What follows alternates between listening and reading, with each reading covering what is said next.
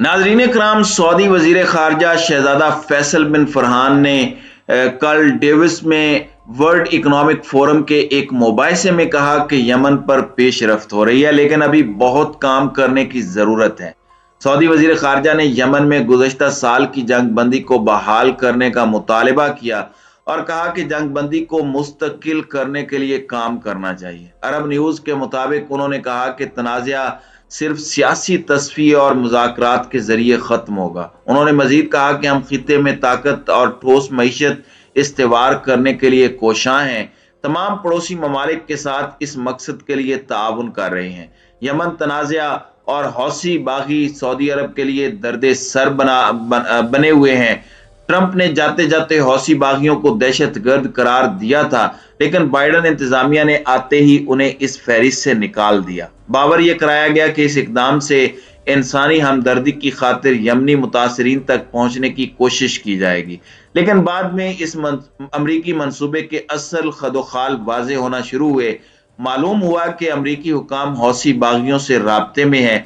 सियासी हल की जो रट लगाई जा रही थी, उसका हासिल यही है कि अमरीका हौसियों को यमन का कानूनी हुक्मरान तस्लीम करने को तैयार है। दूसरी जानिब अमरीका हौसियों को शह देता रहा है कि वो सऊदीया पर हमले बढ़ाएं, साथ यमन के ज्यादा से ज्यादा इलाकों को कब्जा कर लें, ताकि अमरीका और दीगर ताकतवरों को उन्हें तस्लीम करने की वाज़ेह दलील मिल सके कि वो मुल्क के अक्सर हिस्सों पर काबिज हैं। यही वजह है कि सऊदी इलाकों पर तवातुर से ड्रोन और मिसाइल हमले भी जारी रहे, गो कि अब इसमें काफी कमी आ चुकी है। यमन की कानूनी हुकूमत, जिसे दुनिया मानती है, उसके एक बड़े ओहदेदार ने तस्लीम किया है कि हौसियों की हालिया कार्रवाइयों के पीछे अमरीकी हाथ है। हौसियों के वजीर खारजा हिशाम शरफ ने भी एतराफ किया कि हमारी हुकूमत के आला सतह पर अमरीकी हुकाम से रवाबित कायम है। बाद में अमरीकी वजीर दिफा ने सऊदी वलीअहद को फोन करके दो टोक अंदाज में कहा कि अब अमरीका यमन जंग में सऊदीया की मदद नहीं करेगा। यमन मशरिक वस्ता का सबसे गरीब मुल्क है, लेकिन अपने महल वकूअ के एतबार से यह निहायत अहमियत का हामिल है।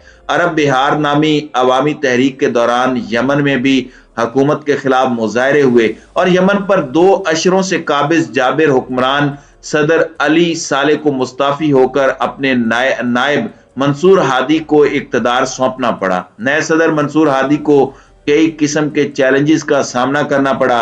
सरकारी फौज के बहुत से एहलकार बागी होकर साबिक सदर अली साले के साथ मिल गए और उन्होंने हुकूमत के खिलाफ महाज खोल दिया। अस्करियत पसंदों के हमले भी तेज हो गए, जबकि बदउनवानी और ग़िज़ाई किल्लत का भी मसला बन गया।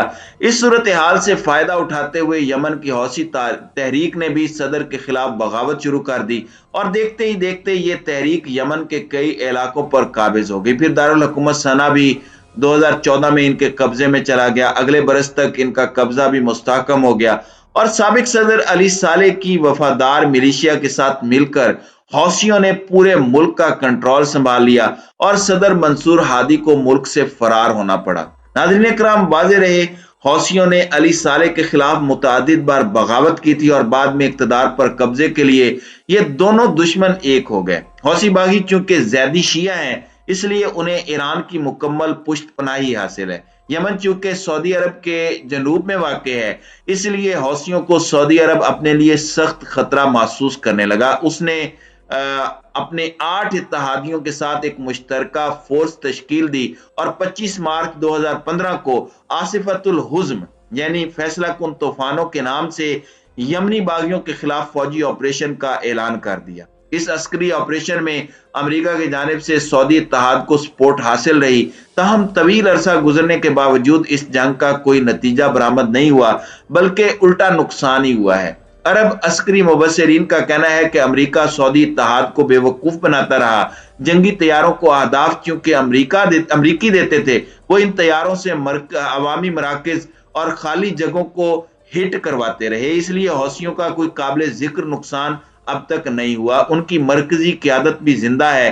अब जबकि सऊदी अरब लड़ लड़ कर थक चुका है, उसका सबसे करीबी इत्तेहादी अमारात ने भी इस जंग से हाथ खींच लिए हैं। सऊदी मईशत को ऐसा नुकसान पहुंचा है कि अब वो शायद ही अपने पांव पर खड़ी हो सके। यानी काम अच्छी तरह उतारने के बाद اصل امریکی کھیل خلیجی ممالک کو سمجھ آیا۔